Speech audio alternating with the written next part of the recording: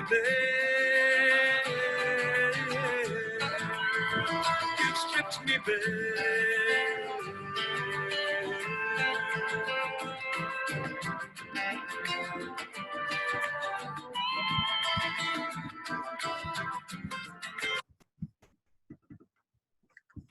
Good morning, everybody. This is Chris Hislop from the Montana World Affairs Council, bringing the world to Montana and Montana to the world. You're very welcome to another episode of Connect Montana.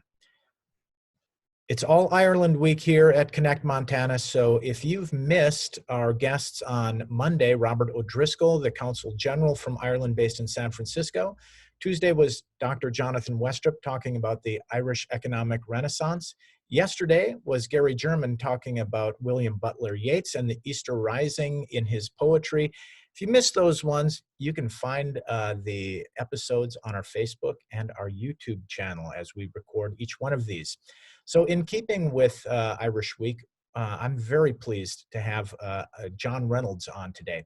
John is a native of Donegal. He's a former bank CEO and chair of Ireland's largest house building company. An independent radio rock DJ in his youth, John co-owns Ireland's most northerly hotel, McRory's, in Donegal, which, as well as being one of Ireland's top 100 places to stay, has hosted musical stars such as Townes Van Zandt, Cassandra Wilson, and Femi Kuti in a tiny remote village on Ireland's wild Atlantic Way. If you haven't been there, you must go. Amazing place. John is also a director for the National Concert Hall, the cultural institution designated as the home of music in Ireland. John, you're very welcome. Thanks for having me. It's a real pleasure to be here this morning with you guys. In Montana and Ireland, these are unsettling, even fearful times. I'm very happy to be able to divert my mind and hopefully yours to the pleasantries of music for a short while. For over half a century, I've been an enthusiastic listener to music, and I want to share with you a sense of the Irish music that has sustained me. Like many national music cultures, Irish music is a big river with many tributaries. In this, it may be like Montana's music, with the background of its diverse Native American cultures and its multiplicity of immigrant experiences. I know Montana and even Missoula has a lively Irish music connection. It was a terrible pity the great Irish group Dervish from Sligo had to cancel their gig on the 18th of March in Missoula. I first saw them play in Donegal more than 20 years ago. They're one of the best, with a wonderful singer in Kathy Jordan. Be sure to catch them if they come round again. I'm going to ramble along some of the tributaries, but I will use the central Irish music figure of Christy Moore as my reference point to help put shape on my wandering. My formative music listening years took place on a seaside resort about 12 miles south of Dublin, a town called Bray. The bus route from the city to Bray was a number 45, and an Irish pub rock band had a minor hit with a song, the chorus of which went, "Catch a 45 to the last resort." This in truth still irks me, and I prefer to think of Bray as Ireland's Asbury Park.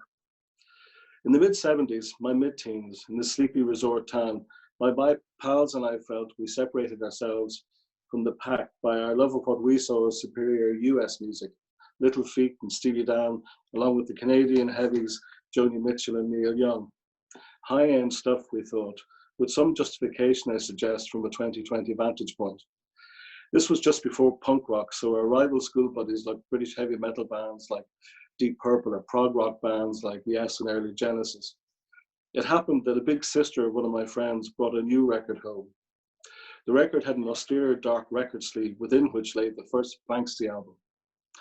We'd already picked up the word "this might be cool," but it was also traditional Irish music, trad, a totally new language to us, something we might have previously dismissed as diddly-eye. Planxty, described by Donovan as folk music's Beatles, and he should know, had an extraordinary sound, bouzouki and mandolin creating a weave of rhythmic sound beneath heart-piercing uilleann pipes and two separate singers of rare distinction. This was revelatory. Irish traditional music that was edgy, weirdly contemporary, although some of the tunes were nearly medieval, and in the middle of it there was Christy Moore's voice, clear diction, a distinctive accent, not rural Irish, not Dublin, but a town accent nonetheless, maybe like a town like the one we lived in, within the Pale but not quite Dublin. Somewhat strangely, in hindsight, the record was produced by the pop composer Phil Coulter. Coulter, who wrote and produced the UK's first song contest winner and many other pop hits, was a dairyman who went to school with the Nobel Prize-winning poet Seamus Heaney. Now, Ireland's a small island, and so it happens many years later, Planksty's piper Liam O'Flynn went on to record a brilliant record where his piping alternates with Heaney reciting his poetry. It's worth seeking out. You can get it from mail order from Claddagh. There's an entire day's chat to be had about the first Planksty album, dubbed the Black Album by Chris Thiele of Punch Brothers fame, referring to the cover. The album contains a beautiful instrumental, Tuair Dom Do Lámh, which Thiele subsequently recorded with Brad Meldau, the great jazz pianist. The bouzouki player of the band, Donal Lunny, went on to form the legendary Bothy Band. My pals and I felt thoroughly vindicated about our foray into trad music when in 1976 we saw the Bothy Band have a single nominated Record of the Week in the highly influential Hipper Than Hip Music Express in London, alongside a song from the then just breaking Bob Marley and the Wailers. How cool. The group mandolin player Andy Irvine also recorded a classic folk album with Paul Brady. Brady, described by Dylan as a secret hero, also went to the same Derry school as Coulter and Heaney, as did John Hume, the Nobel Peace Prize laureate, some school. On the Planksty album, Irvine sings his own song, West Coast of Clare. And with its invocations of Spanish Point and a pub in Milltown, this song alone inspired many's a trip west for music fans to Gus O'Connor's pub in Doolin to hear the Russell Brothers, Milltown Malbay for the Willie Clancy Festival, and Lisdoonvarna for the fun of it.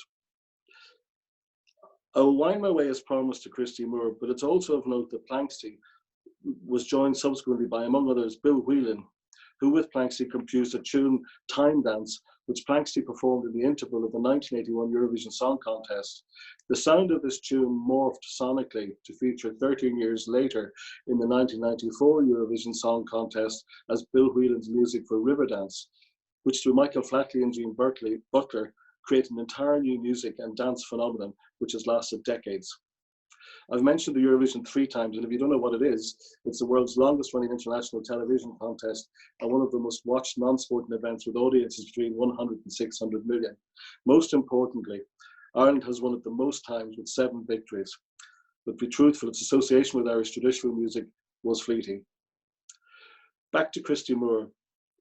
Christy started singing professionally in the late 60s when, following a bank strike in Ireland, he left his bank job to seek fortune in England on its well-developed folk circuit. He describes his time prior to that as a banker thus: I arrived in Tulla, County Clare in 1964 to be the relief cashier in National Bank. Here I encountered music and song and beauty and madness. The work was easy and the hours were short and the money was good. It was a learning time for the life ahead. In England, he played the clubs, hooking up with the great Scottish singer Hamish Imlach, who was actually born in Calcutta, but he maintained he was conceived in Glasgow. Anyway, when he returned to Ireland, Moore hooked up with the other guys to form what became Planksty. Himself, Lunny and O'Flynn were 3 Kildare men, with Andy Irvine, born in England to Scottish and Irish parents. Irvine's mother, by the way, was from Antrim and was an actress who performed under the name Felice Lascali. For Planksty, 6 albums followed, which have become landmarks of Irish song and music, none perhaps quite as impactful as the first because it sounded so striking and new. Post-Planksty, Moore, or Christy as Irish people frequently refer to him, went on with Donal Lunny to form Moving Hearts, a blend of jazz, trad and rock, a spectacular live group, and the platform where Christy's singing embraced more contemporary songs, including Jackson Browne's Before the Deluge, and a wonderful young Irish songwriter, Philip Chevron. With Moving Hearts, Christy sang Chevron's Songs of the Faithful Departed, a powerful song addressing Irish exceptionalism and hypocrisy, with more than a nod to O'Casey and Yeats, who Gary German so eloquently referenced earlier in this week's series. I quote the Chevron song in words which Christy spits out. Look over your shoulder, hear the school bell ring, another day of made to measure history. I don't care if your heroes have wings, your terrible beauty has been torn. Chevron was a member of the great Irish punk band Radiators from Space and subsequently the Pogues. The Radiators Ghost Town album is one of the finest rock records to come out of Ireland. This championing of distinctive Irish songwriting became a key feature of Christy's solo career, which grew out of the Moving Hearts era. Another feature for which Christy is recognised in Ireland is his willingness to endorse political and social causes. Inevitably, this has been at times highly controversial and divisive, as with, for example, his support during the 70s and much of the 80s for Irish Republican militantism. While specific issues may have alienated people, the respect for Moore has continued as he has sung on behalf of marginalised elements of Irish society, such as immigrants and travellers. He co-wrote with Browne and The Edge a song of reconciliation, north and south of the river, which acknowledged some old songs are not worth singing. Musically, Moore has embraced a wide range of songwriters, for example, Shane McGowan, painting songs like A Pair of Brown Eyes and A Fairy Tale of New York in a new light, and emphasising how special a songwriter McGowan is. Another exceptional Irish singer-songwriter championed by Moore is Pierce Turner, whose Wicklow Hills and Musha God Helper Christy has covered. I have fond memories of a particular Pierce Turner gig in Whelan's in Dublin. A Pierce Turner gig is always wonderfully raucous, and the intimate space in Whelan's ramps things up even more feverishly. The crowd were swaying and bopping except for one small calm space near the front of the stage, where Christy Moore sat quietly enjoying the gig. The rabble-rousers all kept a respectful cordon sanitaire around the great singer, despite him being name-checked by Pierce from the stage. In truth, you'd be a brave man or woman to ask for a selfie from Christy, more power to him. A Christy Moore concert is an unforgettable, stunning mixture of thoughtful intensity and communal pleasure. Regularly, when a concert attendee, lulled by the warm conviviality, oversteps the invisible mark with perhaps a too vigorous or banal song request, the response from our hero can be withering. There is a need for knowing the ropes too as regards impromptu clapping mid-song. Don't. Christy Moore is not quite in the Van Morrison school of audience rapport. Van famously replied to one punter's request for a hit, "You've made a happy man feel very old." But there's a recognised protocol and the gigs are all the better for it. Christy has also developed his own songwriting style, a mixture of hard-edged polemics and a more whimsical comic observation pieces. One of the most popular of the latter, an ode to the 70s Lisdoonvarna Folk Festival, includes his description of the shenanigans. A 747 for Jackson Browne, they had to build a special runway just to get him down. Before the chieftains could start to play, 7 creamy pints came out on a tray. This song is included in the Penguin Anthology of Irish Poetry, no less. Lisdoonvarna no longer has a folk festival, but the Lisdoonvarna Matchmaking Festival survives, an analogue version of Tinder, perhaps. For me, the light of the whimsy is complemented by the dark of the edgy social commentary which Moore dispenses. One of my favourites in this category is his song, The Siren's Voice, where a Somali refugee is welcomed to Ireland by the sirens singing Ireland's decades-old marketing taglines, 100,000 welcomes and Céad Míle Fáilte, only to encounter nativist rejection and what we call direct provision holding accommodation. This is an uncomfortable but necessary challenge to a frequently complacent society within the medium of a popular song. In conclusion, I will quote 2 things. First, from Christy Moore himself, "And so it goes. We write songs and sing them. We use the notes and the words that float in air. And like little seeds, they're carried on the wind where sometimes they will fall on fallow ground and gain root. Decades and generations later, the verse will ring out in the air. The chorus will rise and shine for a moment and then fade away." And finally, from Jackson Browne, as sung by Christy and handcrafted for the times we're living through, "Some of them were angry at the way the earth was abused, by the men who learned how to forge her beauty into power. And they struggled to protect her from them, only to be confused by the magnitude of her fury in the final hour. And when the sound was gone and the time arrived, in a naked dawn only a few survived, and in attempts to understand a thing so simple and so huge, believed that they were meant to live after the deluge. Let the music keep our spirits high. Let the buildings keep our children dry. Let creation yield its secrets by and by, when the light that's lost within us reaches the sky. Thank you. And over to you, Chris. John, thank you so much for that. Outstanding. Looking into the life and times of Christy Moore, a real Irish, tradition and a national treasure. Now, a good friend of mine turned me on to Christy Moore maybe 20 years ago. And having you on the show gave me a chance to kind of go back and listen to his music again. It's been some time. And I also spent a little bit of time on YouTube. And I found it very interesting, John, in the kind of time of very controlled content where people really try to shape their message and shape their art and package it just right to be sold in the marketplace. Most of Christy's stuff, if not almost entirely everything on YouTube, is live, where he's playing by himself or with a very few musicians. The sound is okay, the video is okay. But I think, you mentioned the spirit of the music. I mean, certainly, you can get the spirit from a recording in a studio, but a lot of Christy's work is live. I was wondering, I know you've probably seen him a million times, if you could comment a little bit about the live musical aspect of Christy. You're right, Chris. His thing really is live performance. It's fair to say that the records have tended not to capture the full I suppose power of his performance.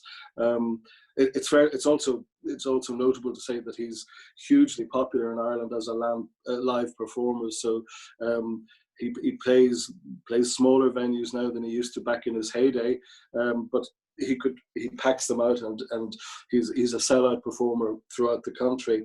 The shows themselves are, as I said in my piece, they're intense, mixed with a good bit of fun. He's an interesting performer because he crosses over generations, and he ties together for those generations different aspects of their own personal experiences. So when you're at a Christy Moore concert, you feel that you are in some form of communion with the guy, and he allows people to sort of I suppose touch elements of their past, and it's a powerful experience.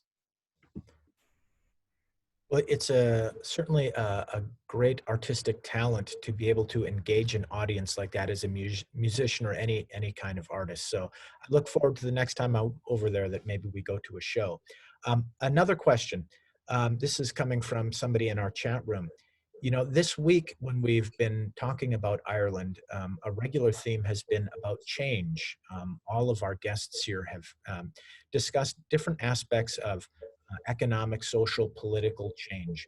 Now, you mentioned with Christy's music, what I took from what you said was, he comes on the scene where prior to him you had real Irish traditional music where maybe not everybody was listening to, or that, it was in the 70s, early 70s, when there's a lot of rock and so on.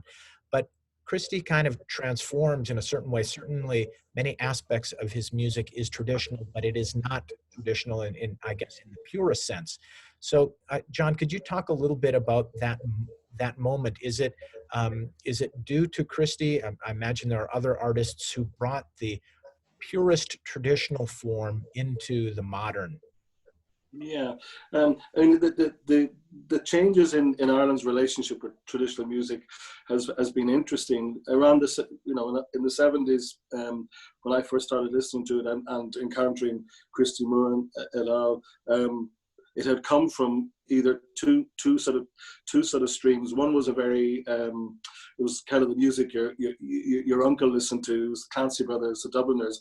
In hindsight, really good music, but didn't appeal to a young audience. And then you had these raggle-taggle guys like Christy Moore, Planksty, the Bothy Band, Clannad, a lot of people like that, Dadan, and all of a sudden young people related to the music, and the music there was a huge pub scene which was really vibrant, and it had a rebirth. Since then, in the 80s and 90s and into the noughties, it has moved forward, and it's become, I would say, it's become almost like chamber music. You tend to hear the bands I've mentioned tend to play concert halls. They tend to play theatres. There's still a vibrant music scene. And in fact, what's quite remarkable in 2020 is that there are more young people playing traditional music and playing it at an incredibly high standard than would have been the case back in my teens. Traditional music has been taught throughout the country. You go into towns that have no tradition of or history of music, and you'll come across amazing young musicians. So you've had this, you know, as the country has become more sophisticated and prosperous, there's been a rebirth and a rekindling of this very old, very kind of, you know, very authentic music. And then parallel with that, then you've got bands like the Gloaming, who are bringing the music into new places as well. So it's not staying still; it's evolving. And John, is there a, can you draw a line between, you know, the trad music that was happening prior to Christy arriving on the scene, and then today? You mentioned the Gloaming, but certainly others here that some of our participants would be aware of, like Altan and Salas. Salas, of course, writing a great song about Montana, "Tell God and the Devil." You know, how is there a line there? Is there a progression between that and today? Oh, absolutely. I mean, the bands you mentioned, I think they'd be the first to acknowledge that. I mean, that they're a good deal younger than Christy and Planxty. They would acknowledge that they got the notion of this blend of acoustic guitar based, mixed with other instruments, and then singing on top. That very much came out of that whole Planxty era. So there's a continuity there. I mean, what's really good fun about the whole thing is that they take their inspiration from it, but then they go and each of those bands, each of whom are brilliant in their own way, are quite distinct. And then, you know, if you go to probably the most sort of happening traditional band of the moment in Ireland is a band called Lancome, and that's taking the sound again to quite different to the bands you've mentioned. Very tough, very edgy sound. So the game moves on. Yes, as it must. Here's a question from a participant. What was John's favorite Christy Moore gig? Part A. Part B, does John think that Christy Moore will represent Ireland in Eurovision? Take the first one. My favorite era of Christy Moore was when he was with the band Moving Hearts. It always seemed to me, what I imagined, I've always read about Deadheads in the States and never quite understood, and still don't actually, what it was all about. But the notion of going to bands that played long sets. So Christy Moore, when he was with this band Moving Hearts, was that era. And the only good answer you can give to the second question is no.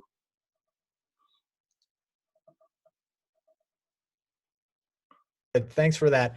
So I mean, one thing that stuck with me, John, is now you've mentioned Deadheads and so on, but this line where Christy says when he was in the bank, "The work is easy, the hours are short, and the money is good." I think that's maybe every Deadhead's dream. A great line, probably a song in and of itself. John, I wonder if you might also just touch very briefly in a little bit more depth on the social and political commentary of Christy's music, you know, coming at a very critical point in Irish history during the 70s and 80s. And, you know, what did it mean to listen to these songs at that time when things, you know, were dramatically different in Ireland? Can you make some comment on that, please? Truth be told, it's a difficult subject, you know, that if you're talking specifically about the period of time when we had dreadful death and destruction in Northern Ireland, the relationship that individuals have and had to the narrative of those times is really complicated and still not straightforward. So it's fair to say that Christy Moore had a perspective that wasn't shared necessarily by other people. It came, no doubt, from his allegiance to the underdog and his perception of social justice. It meant, for, you know, and it means that I suppose that period of time, like any Irish person, it's a period of ambiguity, and you know, there would be people who actually stopped listening to Christy Moore because of the position he took. Subsequent to that, he refined his own position in terms of what happened in Northern Ireland quite a lot, and it's reflected in that song I talked to you about with the guys from U2. Subsequent to that, and since then, he has aligned himself with various social issues. Slightly amusingly, he parted company with my own sensibility. I'm a part-time publican, and Christy is somebody who had obviously a heavy past, but he's mended his ways. And with the zeal of the convert, he is very anti-drink now. And anyway, the Guinness, the brewing company, came across this fantastic marketing strategy, which was to have a thing called Arthur's Day. It was originally launched as the sort of the 400th birthday of Arthur Guinness, and now they've obviously thought it's a good thing. So Arthur's Day has turned into one big booze up in Dublin and every other place. So Christy took umbrage at this, and he wrote a song called Arthur's Day, where he makes a fair point that this is just a scam, and people are being, seduced into drinking to excess. As I say, like a lot of other issues that Christy's touched on, there's a conflict in this. And, on the one hand, I get where he's coming from, but Arthur's Day is quite a handy day for the hotel up in Donegal. Not as if we need to be seduced to have a party, that's for sure. So, John, I'd like to just pass over to you for any last words to our guests. No, it's been a pleasure to talk to you. I hope I've given you a wee bit of a flavour of my enthusiasm, and I hope also it's a wee bit of a distraction. As I said at the beginning, this is not a fun time for people. So I think pondering the music is good. Tomorrow, I really urge you to listen to one of the sharpest minds from Ireland, Elaine Coughlin. We're lucky to have a few minutes of her time in what is a busy schedule for her. Indeed, John, thanks for that pitch. Elaine Coughlin tomorrow. She is a Irish venture capitalist. She'll be talking to us again at 9:30 Mountain Time about U.S. and Irish investment opportunities post-COVID-19, and that will wrap up the All Ireland Week here at Connect Montana. Thank you to John once again, and thank you to everybody for participating. Have a good day and hope to see you tomorrow.